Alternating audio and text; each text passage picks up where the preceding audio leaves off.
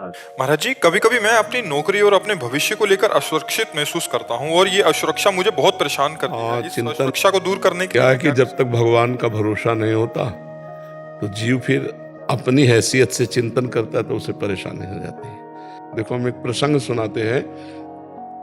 भीष्म पितामह जिस समय सेनापति बने, दुर्योधन के कौरव पक्ष के सेनापति, तो रोज 10,000 महारथी मारते थे।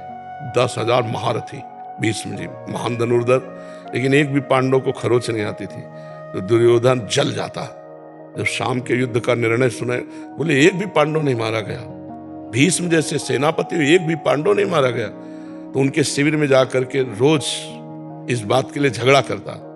तो भीष्म जी भाव में आए तो 5 बाण निकाल के रख दिए और कहा, कल मैं यदि जीवित रहा तो 5 पांडवों का वध निश्चित समझो।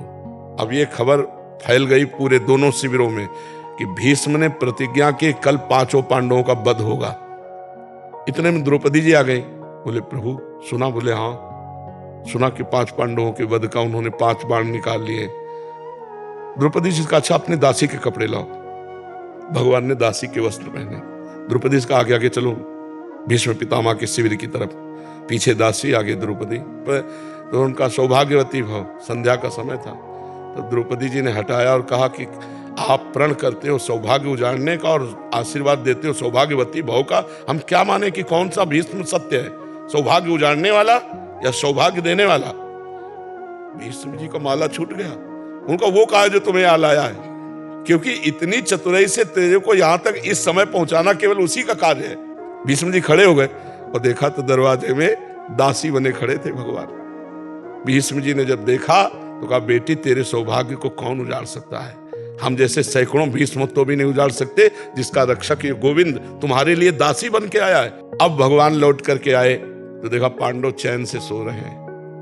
तो पांडवों को जगाया। उनका, भीष्म ने प्रतिज्ञा की है 5 पांडवों को मारने की। बोले, हाँ पता है। बोले, तुम चैन से सो क्यों रहे हो? बोले, जिसके तुम रक्षक हो तो चैन से हम सोए, आप खुद व्यवस्था करो। तो समझ रहे हो ना, अगर भगवान का भरोसा है तो चैन से सोगे, वो व्यवस्था खुद कर देंगे। और भगवान का भरोसा नहीं तो अपनी परेशानी, अपनी जिम्मेवारी लेने पर हम परेशान हो जाएं, क्योंकि हम मनुष्य हैं। हमारी क्षमता ईश्वरीय शक्ति के आगे नहीं है।